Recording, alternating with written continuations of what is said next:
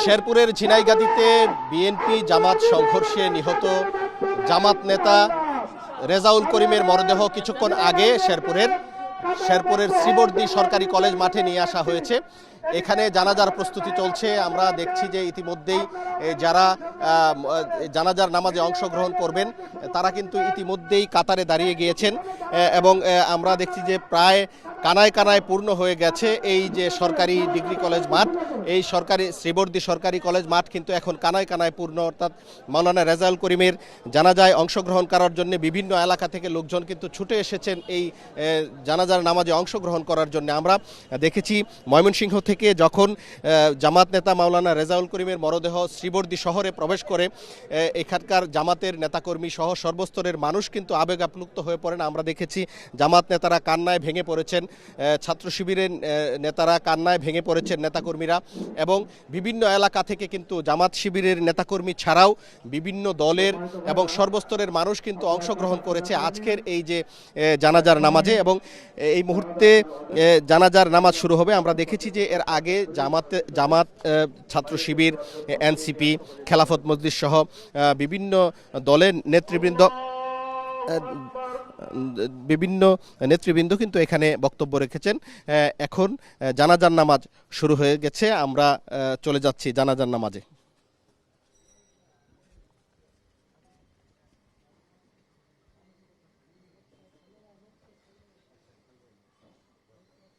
আল্লাহু আকবার।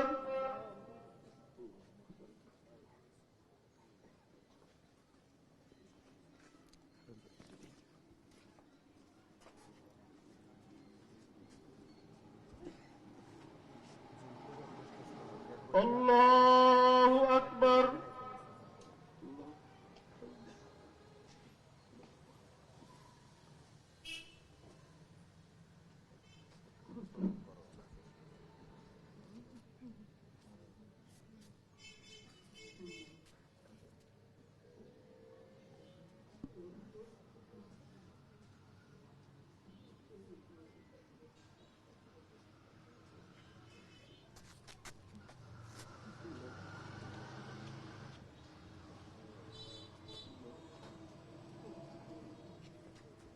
الله أكبر. السلام عليكم ورحمة الله. السلام عليكم ورحمة الله. আপনাকেই বলছি, ইন্স্যুরেন্স করলে সিটিতে সুরক্ষা পাবেন নিশ্চিত। এইমাত্র মাওলানা রেজাউল করিমের জানাজার নামাজ শেষ হয়েছে এবং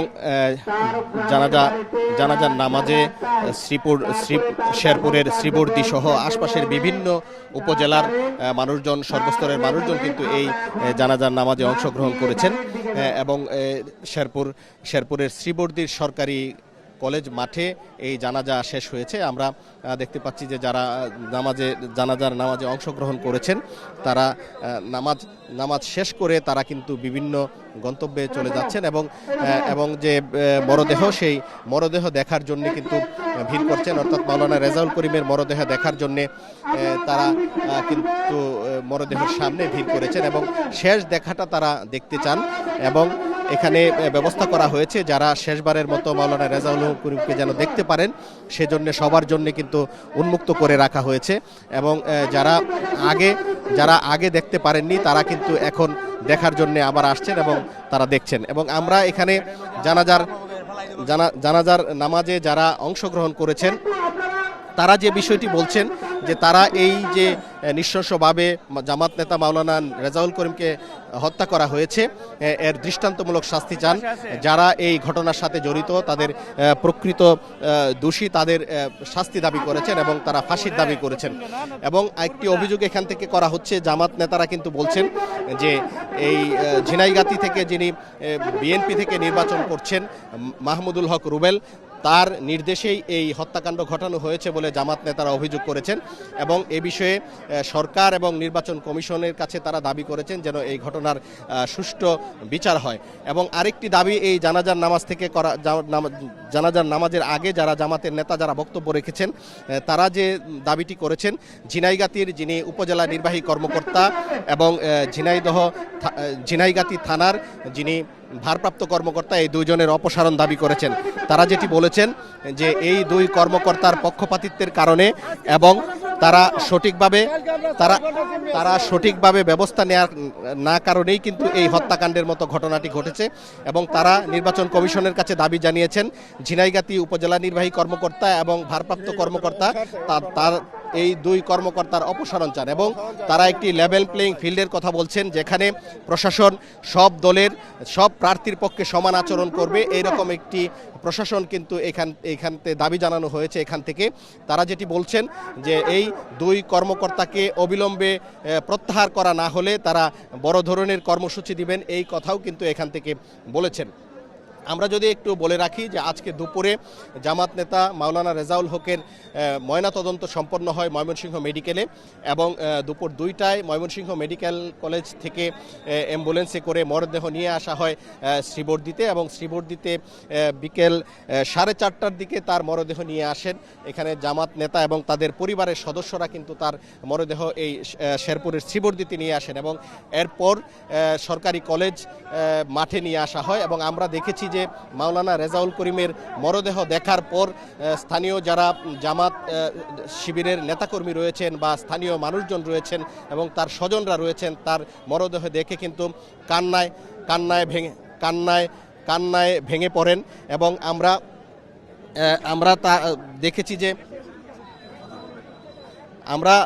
যে এখানে কান্নায় ভেঙে পড়েন আবেগ আপ্লুত পরিস্থিতির সৃষ্টি হয়েছে। আমরা এখানে একটু কথা বলতে চাই, আমাদের সাথে একজন আছেন যিনি আজকে এই জানাজার নামাজে অংশগ্রহণ করেছেন। আমি একটু আপনার কাছে জানতে চাইব যে এই যে মাওলানা রেজাউল করিমকে যেভাবে হত্যা করা হয়েছে নিশ্চয়ই আপনারা বিচার দাবি করছেন। আমরা এই হত্যাকাণ্ডের নিঃশেষ হত্যাকাণ্ডের চরম বিচার দাবি করছি এবং সন্ত্রাসীদের যেন দৃষ্টান্তমূলক শাস্তি দেওয়া হয় এই আমরা দাবি করছি আমাদের এই জনগণের পক্ষ থেকে।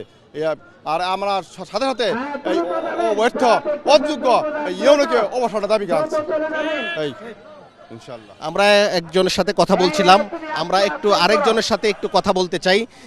মাওলানা রেজাউল করিমকে যেভাবে নৃশংসভাবে হত্যা করা হয়েছে এবং বলা হচ্ছে যে আইনশৃঙ্খলা বাহিনীর নির্লিপ্ততা এবং প্রশাসনের অদক্ষতা বা প্রশাসনের অসহযোগিতার কারণে এরকম ঘটনা ঘটেছে এবং যার কারণে কিন্তু আমরা দেখেছি যে এখানে আজকে জানাজার নামাজের আগে যারা জামাতের নেতৃবৃন্দ আছেন তারা কথা বলেছেন এবং ইউনো এবং থানার ওসির অপসারণ দাবি করেছেন। আপনারা কি বলবেন? আমরা তাই বলছি, কারণ আমরা বুঝতে পারছি যে সম্পূর্ণভাবে তারা পরিকল্পিতভাবে মাওলানা রেজাউল করিমকে হত্যা করা হয়েছে। রেজাউল ভাইকে যখন জখম করা হয় সে কাতরাইছে, আমাকে সাহায্য করুন, আমাকে হেল্প করুন, কিন্তু সেনাবাহিনীর সামনে তাকিয়ে দেখছে কিন্তু কোনো সাহায্য করে নাই। আমরা একথাই বলতে চাই যে এই রেজাউল ভাইকে তারা পরিকল্পিতভাবে হত্যা করেছে। শুধু তাই না, এই শ্রীমতী 3 আসনের দাঁড়িপাল্লার কাণ্ডারি বাদল মাস্টারকেও তারা টার্গেট করেছিল খুন করার জন্য, কিন্তু না পারে নাই। কিন্তু সেক্রেটারি মাওলানা রেজাউল করিমকে তারা নিঃসঙ্গভাবে হত্যা করেছে। আমরা তীব্র নিন্দা জানাই। আমরা ওই ইউনুকে আমরা পদত্যাগ চাই, আমরা ইউনুকে পদত্যাগ চাই। সেনাবাহিনীদেরকে আমরা তাদেরকে আমরা ঘৃণা করি, সমস্ত সন্ত্রাসীদের আমরা গ্রেপ্তার চাই, আমরা ইউনুকে আমরা প্রত্যাহার চাই। ধন্যবাদ। আমরা কথা বলছিলাম একজনের সাথে। আমরা ইতিমধ্যেই এইমাত্র আমরা খবর পেয়েছি যে ঝিনাইগাতীর যিনি ইউনো এবং ওসি এই দুইজনকে প্রত্যাহারের সিদ্ধান্ত নিয়েছে প্রশাসন। আমরা কথা বলছিলাম এবং এখানে যারা এই জানাজায় অংশগ্রহণ করেছেন তারাও কিন্তু এই দুই কর্মকর্তার প্রত্যাহার দাবি করেছিলেন। আমরা এইমাত্র জানতে পারলাম এই দুই কর্মকর্তাকে প্রত্যাহার করা হয়েছে। আমরা আরেকজনের সাথে একটু কথা বলতে চাই যে এই যে নির্বাচনী সহিংসতা হচ্ছে, হামলা হচ্ছে, হতাহতের ঘটনা ঘটছে, সামনে 12 তারিখের যে নির্বাচন, আইনশৃঙ্খলা বাহিনীর তৎপরতা বা এই রিটার্নিং কর্মকর্তা যিনি রয়েছেন তিনি যদি পরিস্থিতি সামাল দিতে না পারেন তাহলে 12 তারিখে কি অবস্থা হবে, কি মনে করছেন আপনারা? আসসালামু আলাইকুম জনতা, আমি মনে করছি ঝিনাইগাতীতে যে রিটার্নিং অফিসার রয়েছে তার আন্ডারে নিরাপদভাবে নিরপেক্ষ নির্বাচন সম্ভব না। কারণ আমরা গতকালকে ওখানে উপস্থিত ছিলাম, আমার কাছে মনে হয় টিএনইউ সহ তাদের পুরা যে একটা স্টাফ তারা পরিকল্পিতভাবে এই আমাদের রেজাউল ভাইকে হত্যা করার জন্য বা অনেক জনতাকে হত্যা করার জন্য তারা টার্গেট নিয়েছিল এবং সেনাবাহিনী, পুলিশ এবং টিএনইউ সবাই উপস্থিত থাকার পরেও তাদেরকে সরাতে পারে নাই। এতে প্রমাণ করে যে তার আন্ডারে নিশ্চিতভাবে নিরপেক্ষ নির্বাচন সম্ভব না। ধন্যবাদ। আমরা কথা বলছিলাম কয়েকজনের সাথে, তারা যে বিষয়টি বলছেন যে তারা নির্বাচনের যে পরিবেশ রয়েছে, বিশেষ করে আইন শৃঙ্খলা বাহিনীর সদস্য যারা রয়েছেন বা রিটার্নিং কর্মকর্তা বা নির্বাচন সংশ্লিষ্ট যারা রয়েছেন, তারা যেন নির্বাচনী মাঠে আরও কঠোর অবস্থান নেন এবং না হলে সামনের যে সময় রয়েছে সেই ইলেকশন পর্যন্ত বা 12 তারিখ পর্যন্ত আইন শৃঙ্খলা পরিস্থিতির আরও অবনতি হওয়ার আশঙ্কা করছেন। এবং তারা যেটি বলছেন, তারা যে বিষয়টি বলছেন যে এই শেরপুরের যে ঝিনাইগাতি, শ্রীবর্দী সহ যে নির্বাচনী আসনগুলো রয়েছে সেখানে আরও কার্যকর আইনশৃঙ্খলা বাহিনীর সদস্যদেরকে আরও কার্যকর ভূমিকা রাখতে হবে।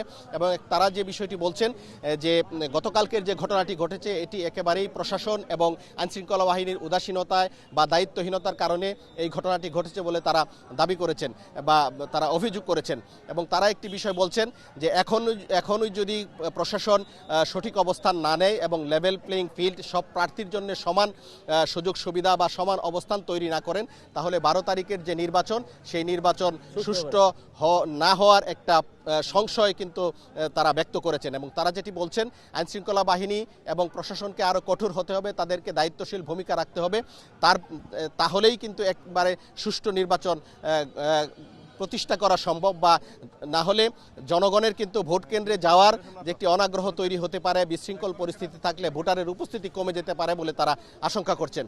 তো সব মিলিয়ে কিন্তু আমার কাছে এই ছিল শেরপুরের শ্রীবর্দী সরকারি কলেজ মাঠ থেকে সর্বশেষ।